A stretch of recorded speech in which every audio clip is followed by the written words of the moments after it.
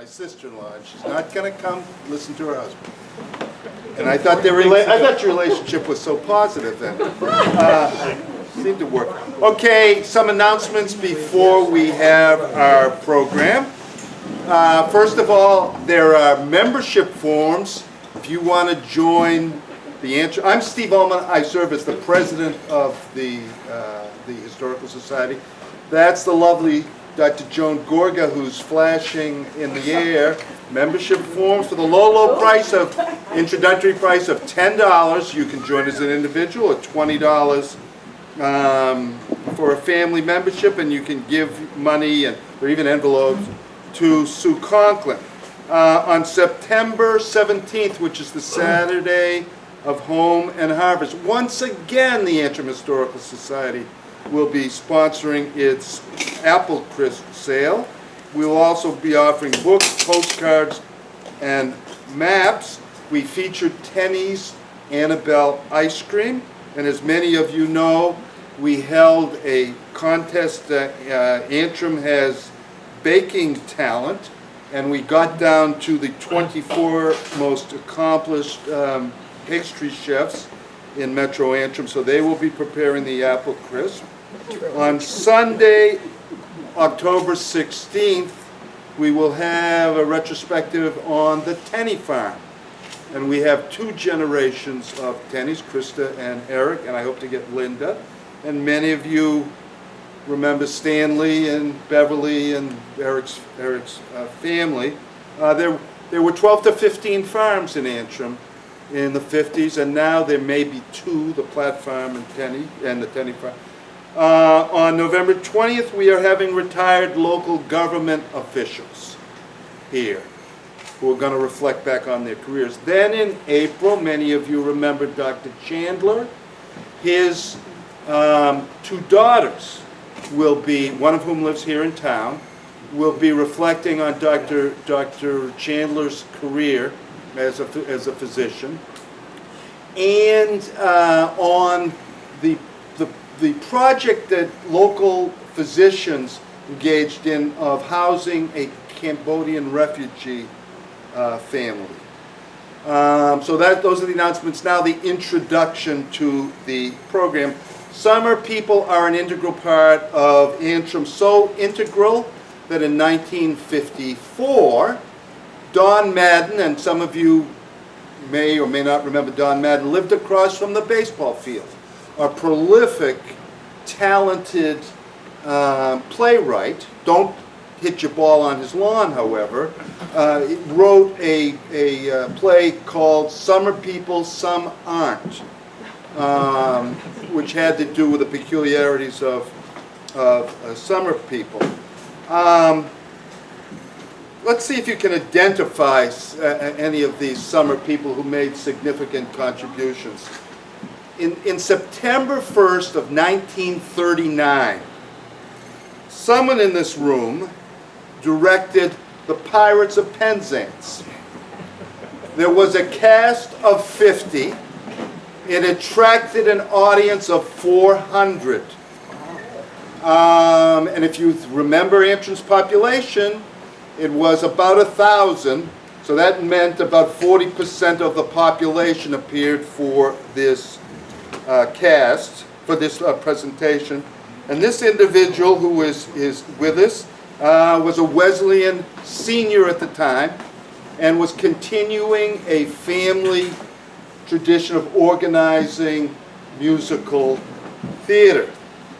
In 1945, a summer person in this room was in his mother's arms in front of what is now the bank during VJ Day. In 1951, another summer person who's present contracted polio and was taken care of by Dr. Chandler and came out just fine. In 1978, you have to determine who these people are. One of the panelists actually was fortunate enough to marry into Antrim's first family of scientific pioneers, a most accomplished family. So I've assembled a panel of longtime summer people who've made significant contributions over the years to Antrim. Please have this. And you know what? I am going. I am going to ask them each to introduce themselves. I want to thank Dave also, who is Paul Blackman's lovely assistant. Paul had the nerve, the sexton, of going on vacation. And Dave did a terrific job setting up the room, but we couldn't find the loudspeakers.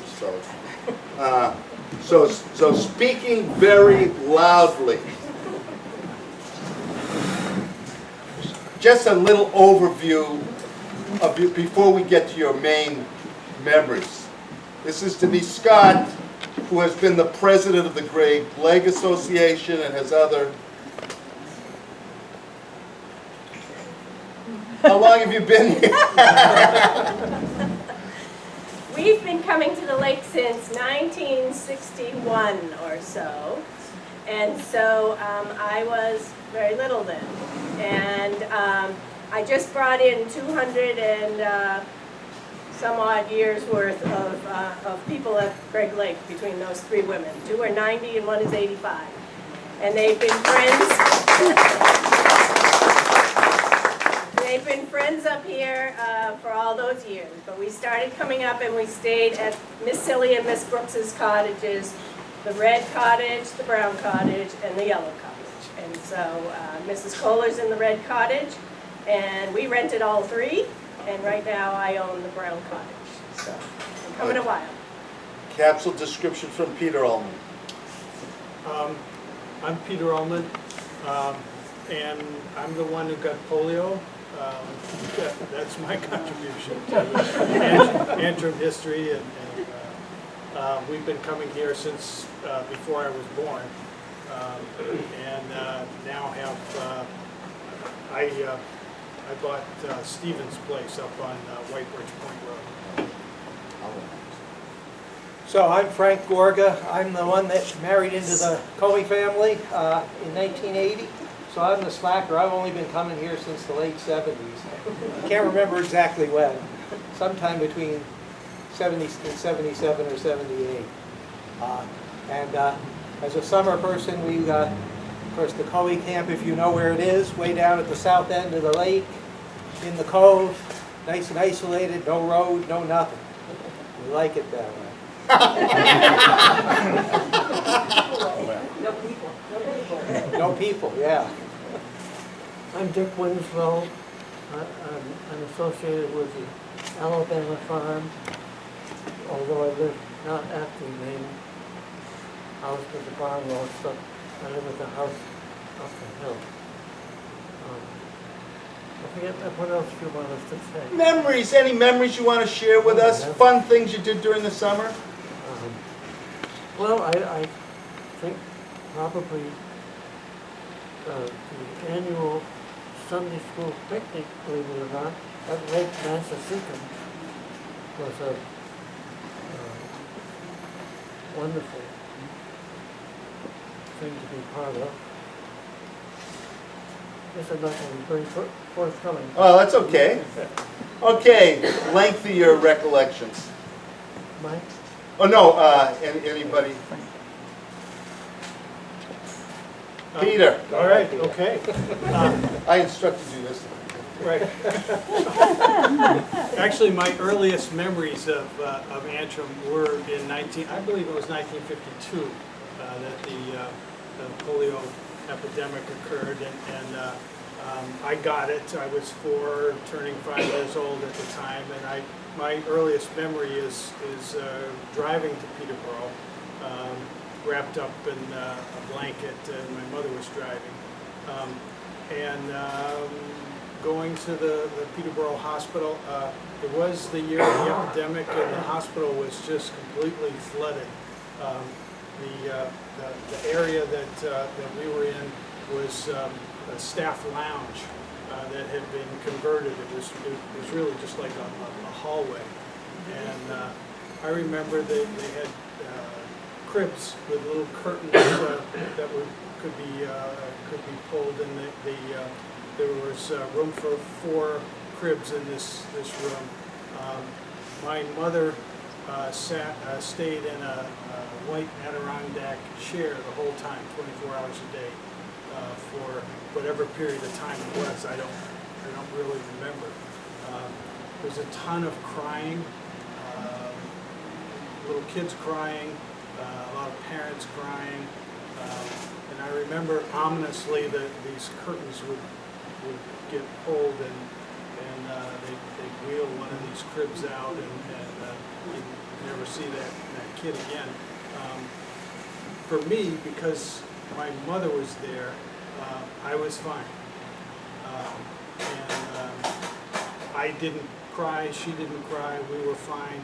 Everybody else was crying and was upset, but for me, they gave me as much ice cream as I wanted, any flavors, and that was good. I made it through, and everything worked out. I used to go to the Winslow's farm almost every day. To this day, I'm not sure whether they liked that or not, but I would show up pretty much every day to play with Johnny mostly, well, Johnny. We would go play much of the time in the barn and the fields and so on. My mother was the scorekeeper of the Little League, and I was too young to play, but Stephen was the catcher. My older brother, Michael, who was very tiny, was there in order to get walks. Because He was instructed not to swing at anything and to crouch low. He was really very small, and I was too young to play, but just watched. Andy Lane was a powerhouse. Richard Holt. Whenever my mother would call Holt, everybody would come and he'd hit a home run virtually every time. And there were other people. Ellenwood. Christy Ellenwood and Johnny Ellenwood, perhaps some of you remember them? Yeah. I went to Camp Sachem as a camper. Coincidentally, the place that we lived in, Massachusetts, was also the county that sent its Boy Scouts to Camp Sachem. That's... Okay. Yeah. I'll just throw something. People were so ignorant about polio that, you don't remember this, in 1955 we were enrolled in Antrim schools because it was assumed that despite Peter's problem, that we were less likely to get polio in Antrim, especially before the first frost in Massachusetts, than if we went back to Belmont, Massachusetts and began in schools. This is how ignorant we were. Now, I don't think any of us actually went to Antrim schools, but we were registered in 1955 to attend Antrim schools. Well, I have a little different recollection, but most certainly it starts early. I remember the old public beach, which I happen to own part of now. But I think it was a foray into where I ended up becoming a nurse. I was in the 2nd grade, and there was a family that was renting in the area for the summer, and the girl had a broken arm. So I befriended her on the beach because I felt so bad that she couldn't go in the water.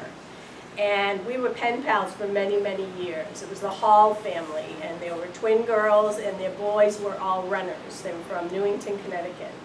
And so I did become a nurse, so I guess we were questioning if that was the beginning of it. We do remember our ride up where we did not have to wear seatbelts. And my father would pack 7 of us in a car, and you could not see anywhere. We just had a family reunion where 38 of us, 4 generations, were here a couple weekends ago. And one recollection for us was my brother Chuck way in the back of the way back with a tape recorder entertaining himself because nobody could have gotten to him. And we always had to stop at Miss Silly and Miss Brooks's farm on Clinton Road to pick up the water. And so it was only an hour-and-a-half ride, but boy, that time my father was in with Miss Silly and Miss Brooks seemed like an eternity. My mother always had to bring the vacuum to make sure she could have the cottages nice and clean before and after we were there.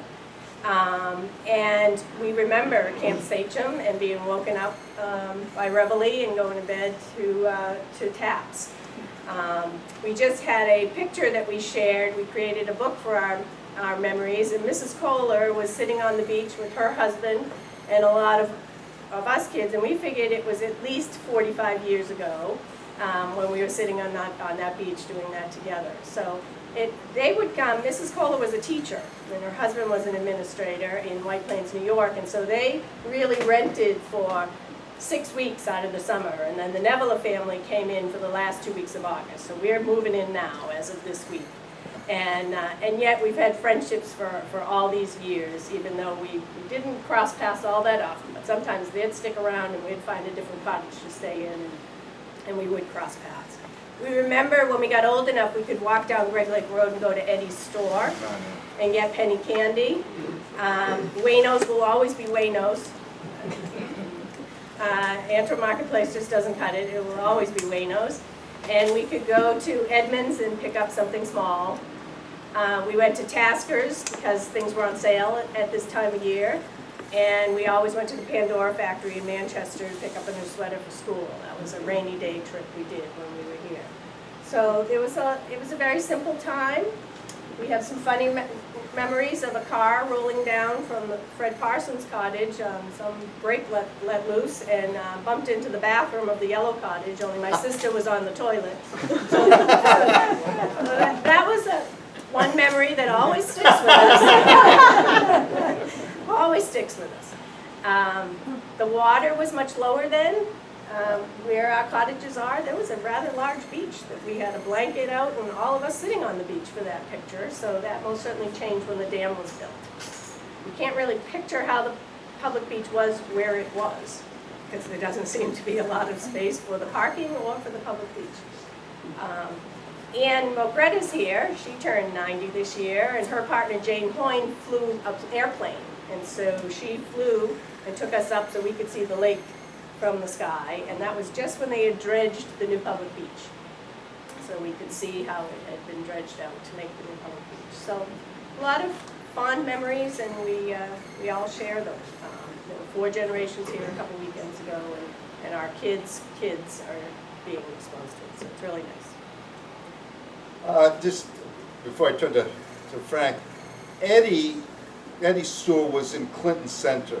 And Eddie was deaf and mute, and so when you went into his store, you had to write out your order. And he was there. Ben, he was there for a number of years, running that store. Also, the lake was there was much less of the lake than there is today. And around our place by the Wambeck, there were many more rocks exposed. The public beach was much larger. You can't even imagine that it once was fairly extensive. And across the street from the public beach was a parking area. You can still park there. And then there was a little wooden canteen where you could buy small things to eat. And there also was a tall lifeguards tower where Kenny Grant, who was Jimmy Grant's, still here in town, older brother, would sit and act as lifeguard. There also were, and this were what we used to call bloodsuckers, leeches that I think acid rain must have killed, but there were parts of the lake we as kids knew, don't go in there because they're bloodsuckers, but at the public beach, there can't be any bloodsuckers, so it's okay. I think that's called wishful thinking. Yeah. There were red and green salamanders too that we used to catch all the time, and it was just down in the gook past the public beach. And I remember catching some and putting them in a cup and bringing them into the red cottage and deciding it probably wasn't a good idea for me to sleep with them in the cottage. So I put them out on what is Mrs. Kohler's roof now, and they became fried salamanders. By the time I remembered they were out there. But I haven't seen salamanders in many, many years. Yeah. If you go great, thank you. I guess I'm feeling like a slacker since I didn't start Go ahead. Yeah, all right. Till I was in my 20s. But I always joke that the reason my wife married me was I had a car and she just didn't like riding her bike down from Hanover. She did not ride her bike. She did on occasion. I did multiple times. Yeah. Someone will attest to that. I showed up at her She- door. she The would- rain was in. She would cheat though, because Bob or Liz would give her a ride back. So, One time she came to my place, I had no idea she was there, and it was raining. So I had no expectations of anybody biking to my place. I heard a knock at the kitchen door, which at that time had no steps to access that door. But I opened the door and there was this bedraggled, bedrenched head sitting on the door sill. She had come all the way from, I don't know, which town. 84 miles, something like that. On her bicycle, and the last hour of it was in the rain or something. It's okay once you're wet. Doesn't make a difference.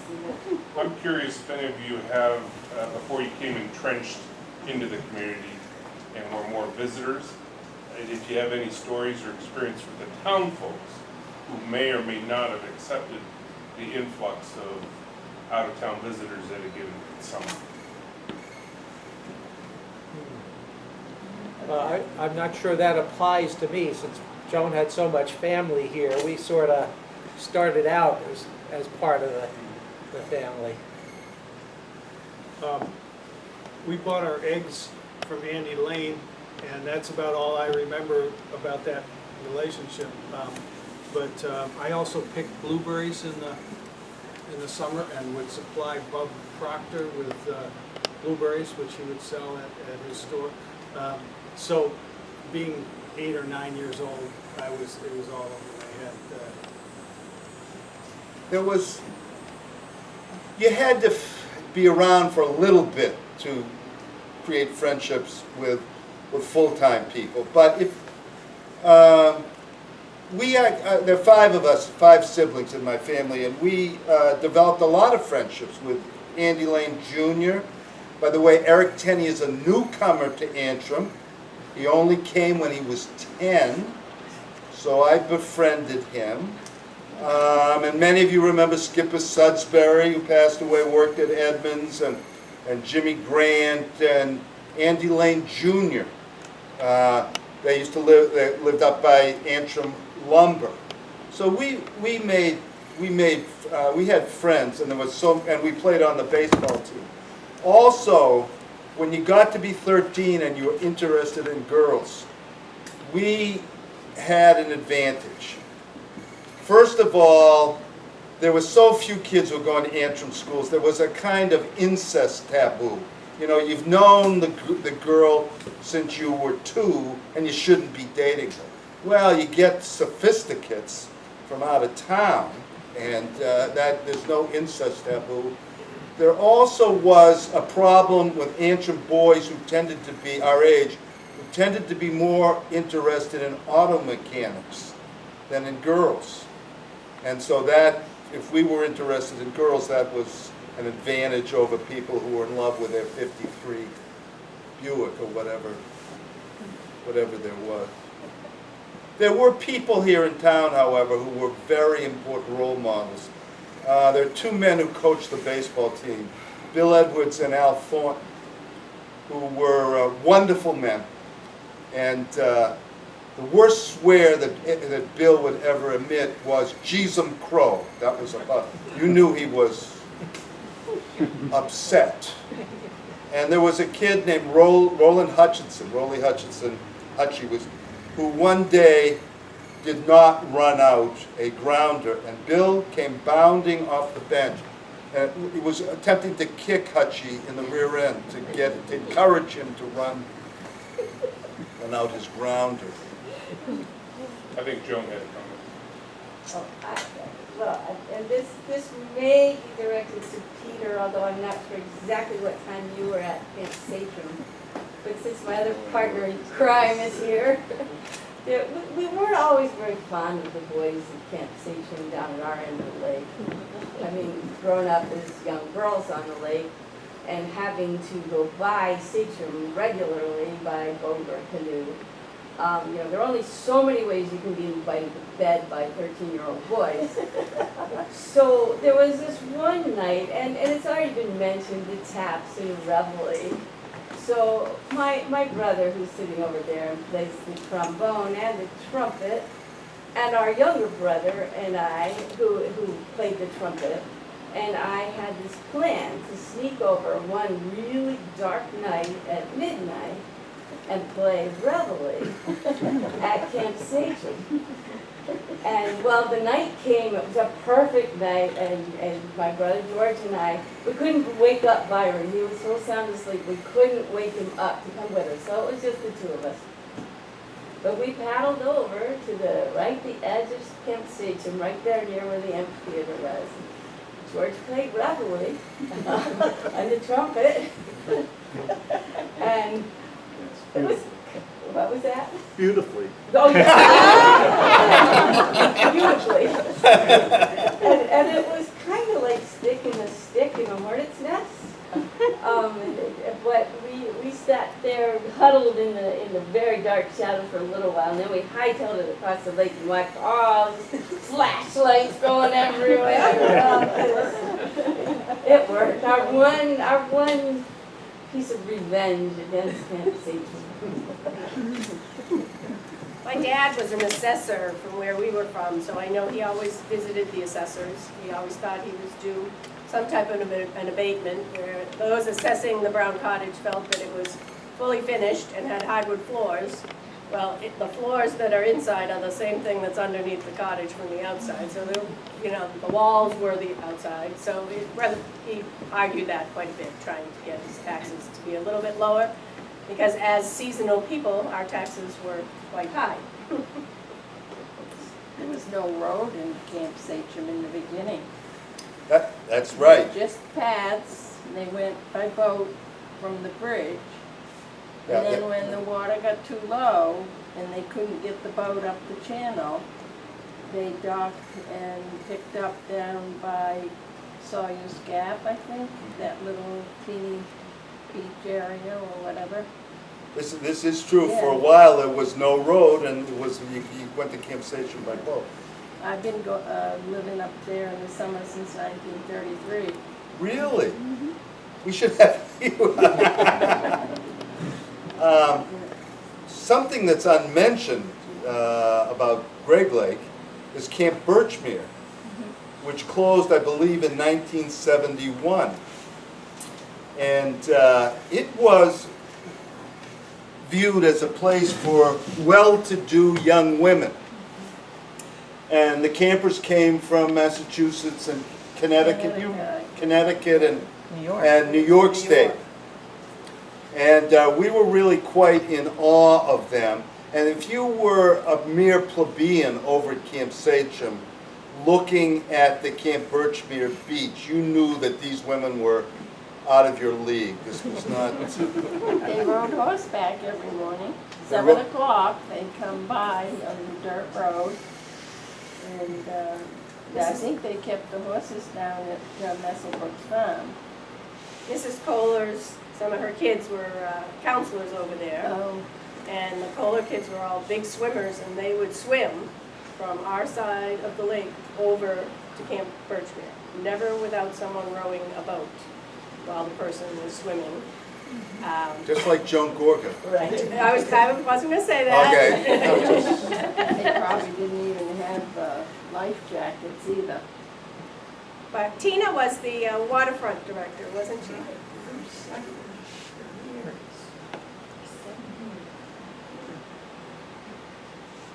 Other memories.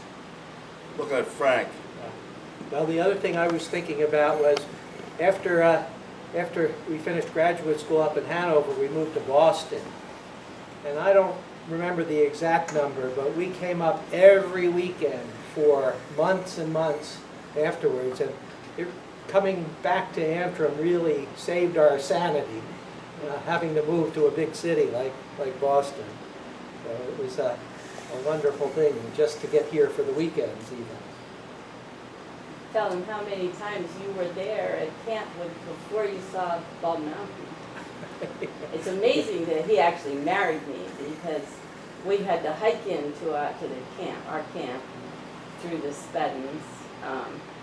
But I believe Frank had been there at least 8 times, if not 10, before the skies cleared and you could actually see Bald Mountain. It's hard to miss from your property. Yeah, it was absolutely. Not when it's socked in. Why do we have comments or questions from the audience for our fine panel? Your own memories. Well, on the subject of disease, you mentioned polio. My whole family, when we were young, well, we had invited some friends of ours to come up to our camp, and the youngest of them had chicken pox. And so my mother decided this would be a good time for all of us to get chicken pox in the middle of our summer vacation. So we were duly exposed, and then we were quarantined in my Uncle Bob Coey's house, you know, just down from the Bass Farm. And we stayed there for about 2 weeks in the dead of summer. No Greg Lake, no canoeing, nothing. Just my sister and my, even worse, my brother and the other sister. We all got chicken pox, worked like a charm. And then, so you have that nice disease association with Antrim, and then 2 years ago I got shingles. So that virus acquired in Antrim came back. Now I'm talking the 60s, so it was there for a long time.